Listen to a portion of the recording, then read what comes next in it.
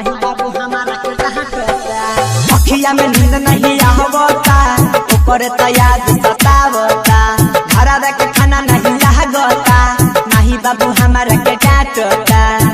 माही हमारा के रोज डांटता संगे के वीडियो वायरल भई हमार रे रहतानी घर से भागल रे